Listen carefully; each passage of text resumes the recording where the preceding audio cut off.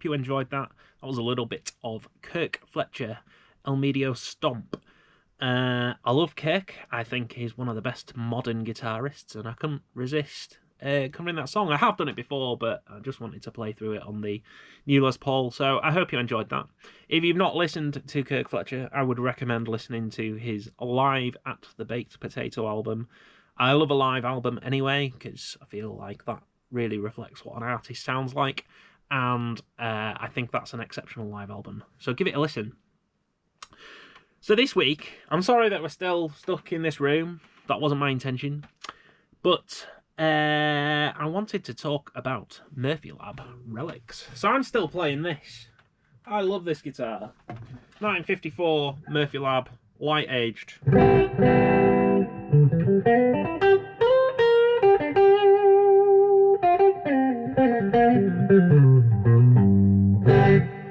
Beautiful. I love this guitar. The sounds as well are courtesy of the Quilter Superblock, located there. I accidentally covered it in a cup of tea this week. Literally dropped a full cup of tea on it, and it's still working. So, true testament to Quilter there.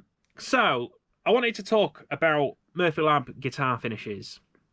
So it's all been kicking off on the fretboard this last week because of a video that Daniel's Guitars uploaded on their Instagram, removing a bit of a dodgy finish from a Murphy Lab. Take a look at this.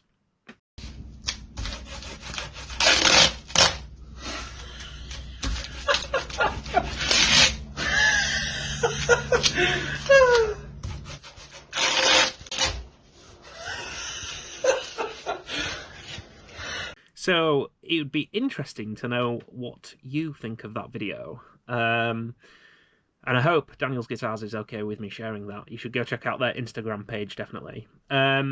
So it looks like a fairly poor quality finish on such a valuable guitar. For those that don't know, these are pretty much the top end as far as Gibson go. You pay a lot more for a Murphy Lab finished, so the aged, knackered look on the guitar. This is a 2021 guitar, but it's made to look old. Yeah, you pay a bit of a premium for that, so it looks fairly poor that the finish is just flaking off like that. Now, there are plenty of cases out there of Murphy Lab finishes flaking off. Not good when you're talking guitars of this sort of value. I mean, they sort of range from from 5 to 10 grand generally, but there are some more expensive like artist models out there and stuff. Now everybody likes a bit of Gibson bashing, and it is arguably pretty poor quality control. I've had some really shit quality Gibsons through my hands, to be honest, but when you get a good Gibson, I think it's unbeatable. Now, Tom Buckerback says, if a guitar is worth, say, 10 grand, and you find a really good example, he argues that a lightweight one of anything, then it's worth paying more for that. So maybe 12.5 grand. You can have two guitars side by side, identical. They can look identical, but they can feel and resonate and sound very different. So it's worth paying more for the good one. And I think this is a great example. I just can't stop playing it. I love it. It's really lightweight, just over £8, which is nothing for a solid body mahogany Gibson Les Paul. It just feels good. I love it. I love the guitar. I don't mind the finish stuff, to be honest. It might look like it's got leprosy in 10 years because it's all flaked and fallen off, and that's what you pay a premium for. But it sounds great, and it feels good. So that's all that matters to me. But I'd be interested in what you guys think about Relics and new stuff that's made to look old.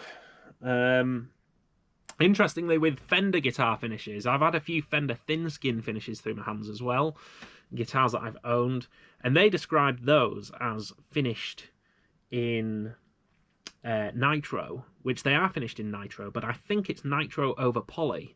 Every one of those guitars that I've had The finish is flaked off, kind of like eggshell, what you'd expect from a polyurethane finish, which is not what the old fenders would do. So an original 50s or 60s one, the finish would have sunk into the grain of the wood and then it would wear away over time, and those are the desirable relics that people want. I've always said this, I mean, real relic guitars, as in ones that have actually been gigged, none of them are sexy. They all look a bit of a mess. But maybe that is the case with these Murphy Lab finishes. It's difficult to tell. I haven't got an original Les Paul that I can apply some duct tape to and rip it off to see what happens. If anybody's got one and feels like doing that, then yeah, feel free. But I don't think that a modern Murphy Lab finish is true to what an original Gibson finish would be.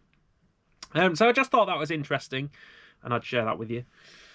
Oh, the other thing with guitar relics as well. So I'd heard this week that the Martin Rich Robinson D28 relic is printed onto the guitar. So it's a standard Martin D28, and then what they do is they've got a process of a machine printing the finish, or the worn finish, or the aged bits, basically, onto the guitar. So it's not like a piece of paper that they're printing onto and then sticking to the front of the guitar. It's literally printed onto the guitar like you would apply a sunburst finish or whatever it might be. Yeah, it's printed directly onto the guitar, all the dings and knocks and stuff. And that is an interesting way of doing relicing. They say that it makes... I mean, the cost of making a relic, it's apparently quite intensive for somebody to destroy your guitar and do it in a very specific way. It takes time. What they say is it makes it more accessible, cheaper, to produce the guitar if they can just print the finish directly on, or print the worn bits. But I think the Rich Robinson guitar is still like 10 grand, so you can argue fools and their money are easily parted. I don't know. If a good guitar is a good guitar, it's a good guitar. I mean, there's no snobbery here as well. I will play a rather expensive Gibson, but I also will play a Squier Classic Vibe, which is exactly what I will be playing with James Oliver in France. So, no snobbery here. I just like a good guitar. Prop that up there. So I think that is it for this week. I hope you're all well. Let me know your thoughts. And I suppose I'll speak to you same time next week. Cheers, guys.